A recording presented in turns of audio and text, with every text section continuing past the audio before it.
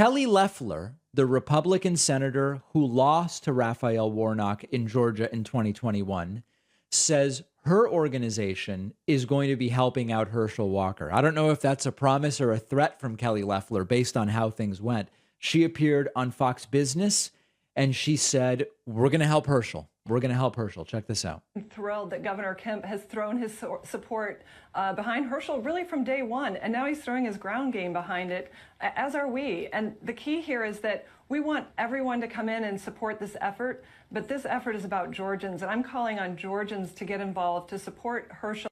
Yeah. So Kelly Loeffler, she's got a lot of money. Kelly Loeffler and her husband reportedly are worth about $800 million. There's no doubt she has money to contribute to this effort.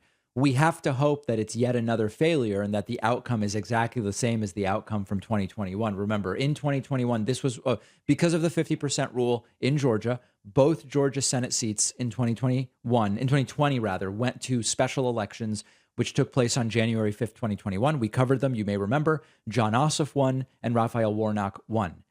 Warnock is the one who faced off against Kelly Loeffler. Warnock won by 2% of the vote.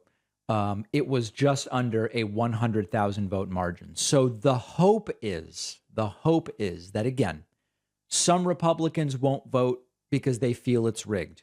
Listen, I'm not going to go out there and try to suppress the vote. It's not my move. But if they want to tell themselves and each other, don't bother voting because it's rigged and your vote won't matter, by all means, tell each other that. That's absolutely fine. And if indeed the same failed ground game that lost Kelly Loeffler's election in 2021 is going to be in play here, I say absolutely fantastic thing. Let's let them do it. Now, that being said, no matter what position I take, a portion of the audience is mad. And this happens with just about every election. What's my real feeling about this Georgia runoff? My real feeling is it's probably like a 55-ish % chance Warnock wins. 55, maybe 60% chance based on the totality of everything that's going on and how previous special elections have gone, just all these different things. No matter what numbers I assess or no matter what polling I look at, it's always the same thing with the audience. And I think we could much more productively deal with this.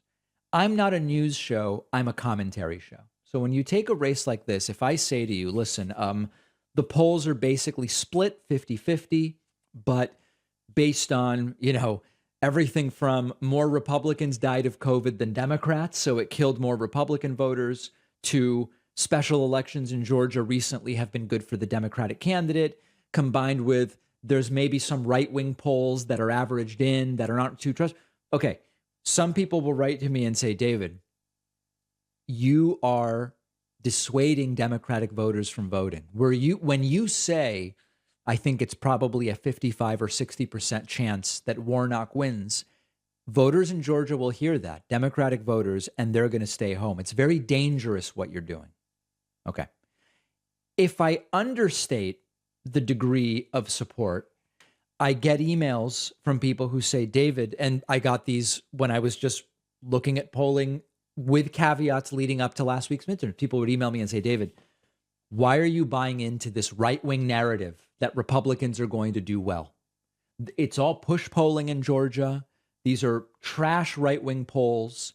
And if voters, Democratic voters, hear you say Walker's leading, they're going to stay home. First of all, it's a sort of you're damned if you do, damned if you don't situation. I'm not creating the polls and I'm not doing news reporting. I'm synthesizing what's out there and giving you my opinion, which is I think the circumstances slightly favor Warnock. I don't know whether the polling we have between now and December 6th, which is so soon, will really be trustworthy. It could go either way. Everyone should vote. That's the reality. Any position can be used to claim that I'm doing the wrong thing. And by the way, any position could also be used to say, well, that means we really should vote, right? If the truth is, oh, this is 50-50 and it's leaning red, that's not a reason for Democrats to stay home. That's a reason for Democrats to get out to vote. So let's allow ourselves to recognize simultaneously We only have certain numbers of things we can look at to figure out what is going on. And it's okay to look at those things. And also, at the end of the day, cheering and booing doesn't count for who wins. And polling doesn't count for who wins. Voting counts for who wins. Let's allow ourselves to understand those things. All right. Make sure you're following us on Instagram at David Pakman Show. What's happening, by the way, with the big announcement tonight? We'll talk about that next.